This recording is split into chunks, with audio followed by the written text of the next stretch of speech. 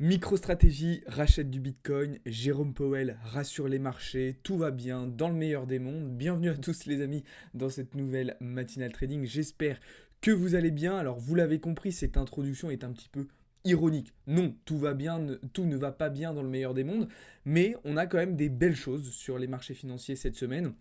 Et vous le voyez notamment déjà à l'écran avec le marché crypto, mais c'est pas le seul marché qui s'en sort bien. On le verra aussi avec les indices qui confirment effectivement le rebond que je vous avais annoncé notamment dimanche dernier. Donc on va avoir pas mal de choses à voir ce matin. Déjà on va revenir sur le nouveau pump de BTC qui nous a fait passer au-dessus cette fois-ci des 35 000 dollars. On va évidemment débriefer le FOMC d'hier et puis je vais avoir pas mal de data, pas mal de données à vous donner justement, et à traiter, puisqu'on va avoir une fin de semaine aussi très très intéressante en termes de catalyseurs macro, notamment du côté américain.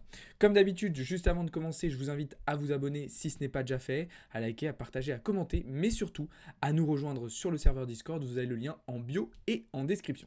Allez, c'est parti, on commence donc avec un marché crypto totalement dans le vert ce matin.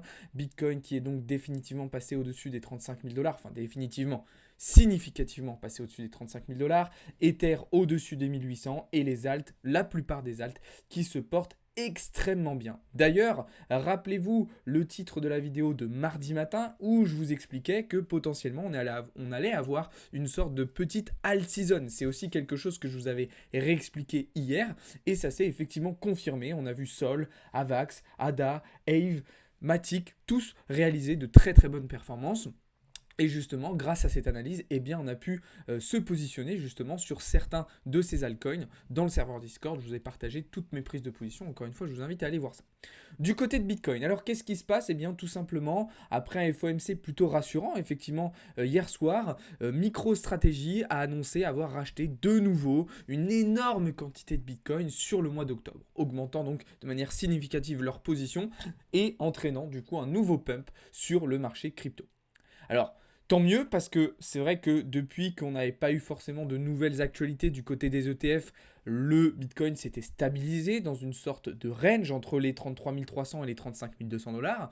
Et d'ailleurs, je vous disais hier matin que sans catalyseur, sans éléments externes qui venaient titiller l'écosystème, eh bien, on avait relativement peu de volatilité. Et ça se confirme encore une fois. Pour avoir cette sortie haussière de range, alors attention, elle reste à confirmer, on a eu besoin de nouveau de news. Le FOMC, qui a rassuré, comme je le disais à l'instant, et la news de MicroStrategy. Alors là, c'est très très intéressant parce que la sortie de range est assez propre. En effet, on est revenu la tester, comme vous le voyez, de manière chirurgicale. Donc c'est plutôt encourageant et ça devrait nous permettre assez logiquement de viser désormais les 36 000, puis potentiellement les 38 000 dollars. Sauf en cas de réintégration, d'accord? Parce que c'est ça aussi le danger un petit peu quand on a des phases de latéralisation de cette manière, c'est qu'on ait des fausses sorties pour aller ensuite chercher justement un vrai sens. Donc attention quand même, restons prudents, mais pour le moment, ce que nous montre Bitcoin, c'est quand même plutôt encourageant. Donc voilà, l'autre scénario qui serait plutôt baissier, c'est si voilà, on vient réintégrer comme ça et du coup on pourrait aller chercher une sortie baissière. Alors, personnellement, ça m'étonne quand même un petit peu parce qu'on avait quand même beaucoup de positions à l'achat qui s'étaient accumulées dans cette zone. Donc on aurait pu s'attendre plutôt à une fausse sortie baissière, un squeeze vers le bas pour sortir tous les longs et ensuite partir vers le haut. Donc attention. Et l'autre élément qui me fait douter un petit peu, c'est aussi le fait que du coup là, il y a relativement peu de liquidité à aller chercher plus haut. Là, on a fait quand même un bon gros nettoyage. Donc bon, il reste effectivement la zone des 35 700 dollars qui peut être intéressante, mais sinon, encore une fois, ça va être plutôt vers le bas qu'il va falloir se tourner. Encore une fois, depuis plusieurs jours et plusieurs semaines maintenant, on laisse beaucoup d'argent vers le bas. Sans parler des 32 000, 32 500 dollars, rien que cette zone-là, là, vous voyez, toute cette zone-là, il y a beaucoup de liquidités qui ont été laissées. Ok? Donc, bon, un petit peu bizarre. On va voir un petit peu comment ça va se dérouler. On va voir un petit peu comment va se passer la journée. Aujourd'hui, ça va être une journée plutôt calme. On n'aura normalement pas trop de catalyseurs macro, mais attention, demain, il va y avoir beaucoup de choses. On en avait parlé et on en reparlera tout à l'heure. Mais en tout cas, pour le moment sur BTC, je privilégie des prises de position à nouveau à court terme. On va vraiment aller chercher plutôt du scalp parce que c'est assez compliqué pour moi d'avoir une lecture un petit peu plus, comment dire, un petit peu plus poussé du Bitcoin à moyen terme, c'est assez compliqué de savoir exactement ce qui va se passer. Donc, exemple typique de petit scalp, voilà celui de ce matin, que j'ai pris tout juste quand l'électricité est revenue chez moi, parce que oui, vous savez, c'était la tempête cette nuit. Donc ce matin, je me suis réveillé, il n'y avait plus d'électricité, et puis quand c'est revenu, il y a eu ce petit setup qui s'est offert à moi, et du coup que j'ai pris, donc plus 3 R pour commencer la journée, ça fait toujours plaisir. Et puis vous voyez, là, ça continue de monter, on aurait même pu se repositionner sur ce niveau-là potentiellement, ou même laisser tourner la position initiale. Donc voilà, le maître mot pour cette fin de semaine, c'est prise de position plutôt à court terme, privilégier des setups sur des petits time frames, en attendant d'avoir un éclaircissement, j'ai envie de dire, un petit peu plus important des charts sur du moyen terme. Ok.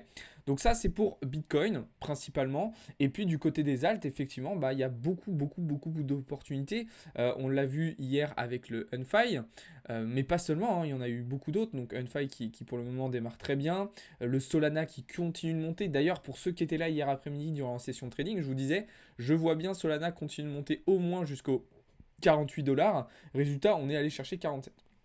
Donc j'étais pas très loin et effectivement la zone des 48 $ peut être intéressante. Vous voyez qu'on a un joli equal high à venir récupérer sur ces niveaux-là. Donc le Solana qui reste encore une fois bullish. Alors pourquoi? Vous êtes très nombreux à vous demander pourquoi il monte autant. Il y a plein de raisons à cela en fait. Déjà il y a énormément de bonnes nouvelles autour de l'écosystème Solana en ce moment. Il y a beaucoup de partenariats qui sont annoncés, beaucoup de collaborations qui sont annoncées. Il y a le fait aussi qu'on a FTX qui a transféré énormément de Solana sur les exchanges mais qui ne l'a pas revendu, qui le garde. Et donc tout ça, c'est des bonnes nouvelles. C'est des bonnes nouvelles tout simplement. Et la troisième raison, elle est plus technique, c'est le fait que tout au long de la montée, on a des personnes qui se sont mis à short le Solana. Et du coup, en fait, on avait des fundings en négatif. Et donc le prix a continué de monter. Pour venir liquider toutes ces personnes en short. Alors, ce qui est intéressant aussi, c'est qu'il y a plein de setups très très bullish sur des plus grosses unités de temps, hein, par exemple sur du 4h, 12h. Je pense au Dogecoin, je pense à Atom qui s'attaque à une belle résistance, je pense au DOT, je pense à AVAX.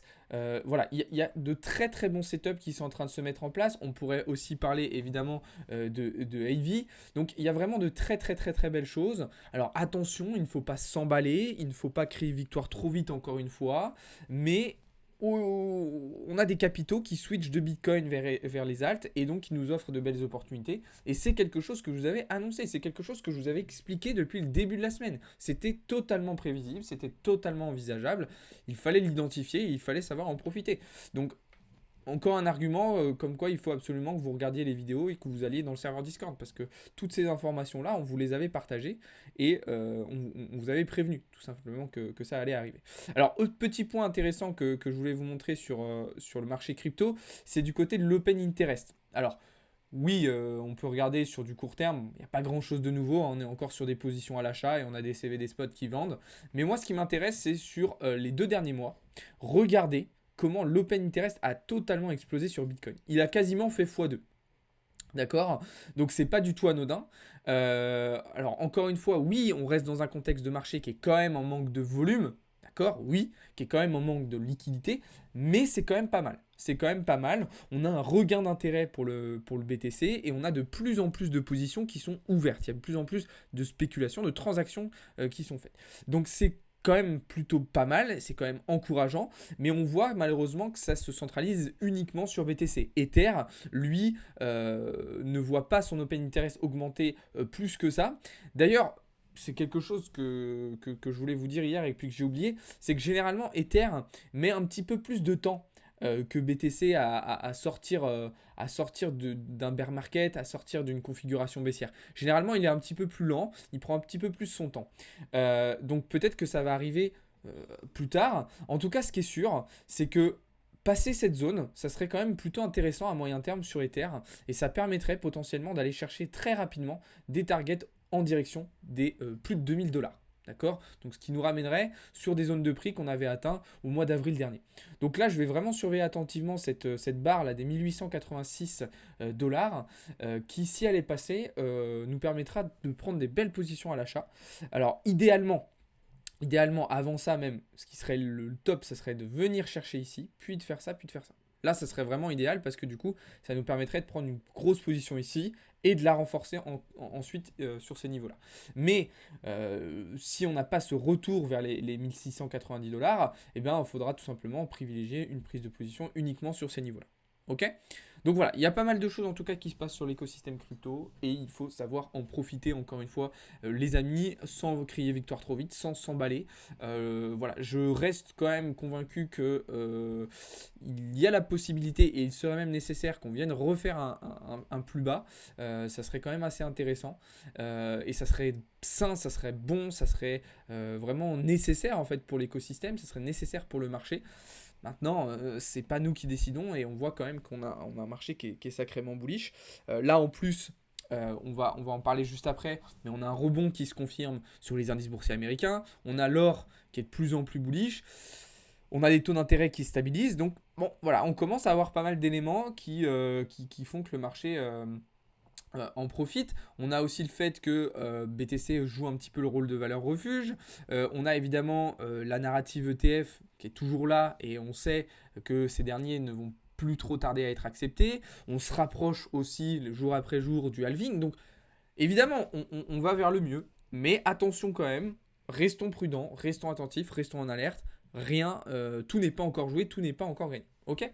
Donc voilà ce que je pouvais dire sur le marché crypto. On va désormais pouvoir se tourner du côté des marchés financiers traditionnels sur lesquels j'ai pas mal de choses à vous dire puisque forcément aujourd'hui on va revenir, vous vous en doutez bien, sur le FOMC d'hier soir. Donc durant le FOMC d'hier soir, sans surprise, la Fed a décidé de maintenir ses taux d'intérêt directeurs à 5,5%. D'accord ? C'était totalement prévisible, on le savait, et d'ailleurs ça a eu relativement peu d'impact au moment de la publication des résultats sur le cours du dollar. Ce qui a été intéressant par contre, un petit peu plus intéressant, c'est ce qu'a dit Jérôme Powell. Dans la suite de la publication des résultats, vous le savez, Jérôme Powell fait un petit discours de 7-8 minutes et ensuite répond aux questions des journalistes. Et là, Jérôme Powell a été plutôt rassurant sur la situation actuelle des marchés. Et d'ailleurs, ce discours plutôt rassurant a entraîné une chute du dollar assez impressionnante quand même à court terme. On a même effectué un gap, on a même laissé un gap à la clôture des marchés américains, donc assez important quand même, et on pourrait du coup envisager potentiellement un retour du dollar en direction des 105,6. Ok ? Alors, attention, Jérôme Powell a été rassurant, mais tout en rappelant tout de même que l'objectif était toujours de ramener l'inflation sous les 2%, qu'il y avait toujours des risques dus notamment au marché obligataire. Alors, lui considère que sur l'immobilier commercial, il n'y a pas de risque, mais je pense qu'il va falloir commencer à se méfier de cette partie-là. Donc voilà, il a été rassurant, mais toujours en rappelant les objectifs actuels de la Fed. D'ailleurs, on voit que pour le prochain FOMC, qui aura lieu le 13 décembre, eh bien, les estimations sont pour le moment un petit peu plus partagées.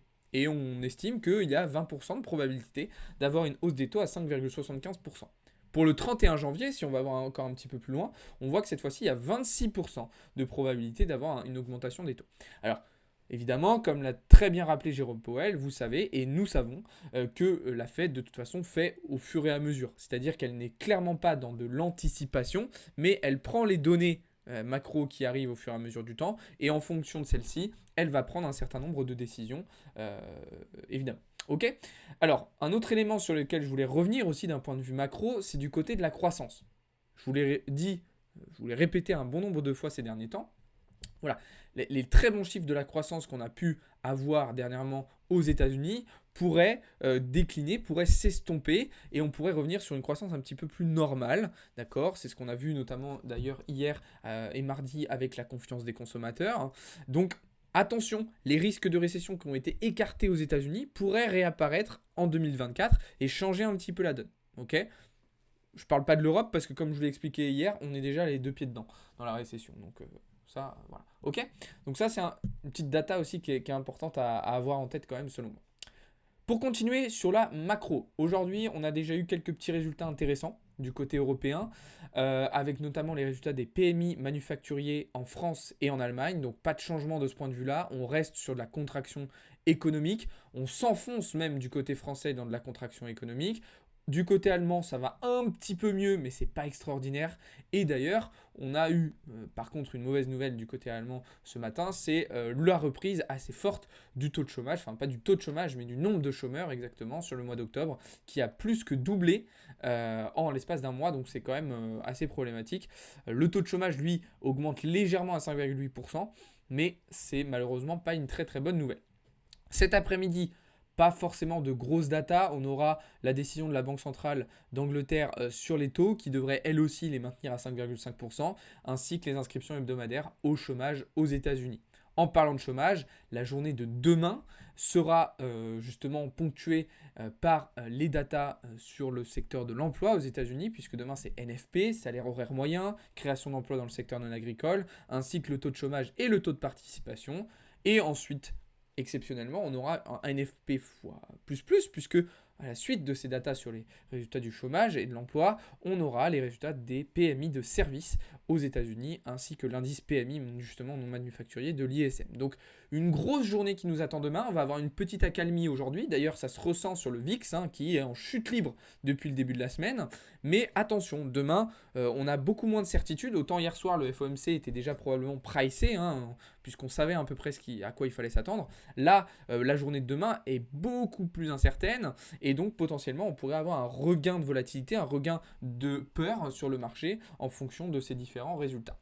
Surtout s'il s'écarte du consensus. Donc voilà un petit peu ce que je pouvais dire là-dessus. Pour revenir à nos moutons, comme je vous le disais, effectivement, on a un rebond qui s'est confirmé sur les indices boursiers américains et notamment sur le S&P 500. Sur Dow Jones et Nasdaq, c'est un petit peu plus compliqué même s'ils reprennent des couleurs. Donc d'ailleurs sur sur le Dow Jones, on avait pris une petite position en short hier. Du coup là on est sorti puisque du coup juste avec ce petit mouvement on avait pris nos profits et mis SLABE. Donc là position clôturée sur le Dow Jones. Et sur le Nasdaq, j'ai bien fait de ne pas encore rentrer dans ma position. Et je pense que du coup je vais tout simplement attendre un retour là-haut. Okay, d'ailleurs, c'est exactement ce que je vais faire aussi sur le S&P 500, que je vais attendre au tournant des 4300 points pour repartir sur des positions short. Parce que oui, pour moi, on va avoir une accalmie. Pour moi, on va avoir un petit peu de mieux sur cette fin d'année, mais rien n'est encore gagné. Et c'est pas parce que là, ce rebond à court terme se valide qu'on va finir l'année 2023 au-dessus des 4300 points. Ça, c'est pas encore joué. On va évidemment parler brièvement aussi des indices européens qui réagissent très très bien. Vous le voyez ici sur le CAC qui valide un magnifique double bottom. D'ailleurs, rappelez-vous ce que je vous avais dit début de semaine. On prend nos profits sur le CAC et sur le DAX parce qu'il faut s'attendre à une reprise haussière. Donc très très bonne lecture des indices depuis plusieurs semaines maintenant si vous regardez les vidéos et si vous suivez dans le serveur Discord. Donc normalement, vous avez pu aussi réaliser de belles performances de ce côté-ci. Pour finir, sur les commodities, on reste acheteur sur le gold. Pas de changement de ce point de vue-là. Je suis toujours en train de m'accrocher sur le pétrole. Patience. C'est compliqué, c'est pas forcément facile de tenir ce genre de position. Mais on suit le plan, on suit la stratégie. Donc pas de changement de ce point de vue-là. A noter qu'aujourd'hui sera une journée aussi importante en termes d'earnings puisque nous aurons la publication des résultats d'Apple, de Shopify, de Starbucks, mais aussi de Coinbase. D'accord, donc des résultats qui seront à suivre attentivement et qui pourront eux aussi avoir du poids, comme je vous l'ai déjà expliqué, sur les indices américains. On se retrouvera, nous, cet après-midi à partir de 15h15 dans le serveur Discord pour la session trading du jour. Et puis ce soir, de 19h à 20h, pour la deuxième session de préparation au bull run. Et puis voilà. Je pense avoir fait le tour des informations que je voulais vous partager ce matin. Je vérifie. Oui, normalement, c'est bon. Normalement, c'est bon. Si jamais vous avez des questions, de toute façon, venez les poser dans le serveur Discord. Si vous voulez voir un petit peu toutes nos prises de position, toutes nos analyses, même chose, c'est là-bas que ça se passe. Sur ce, je vous souhaite à toutes et à tous une très très bonne journée. Merci beaucoup de m'avoir écouté et de m'avoir regardé. Ciao tout le monde. C'était Alex pour Blockchain Capital.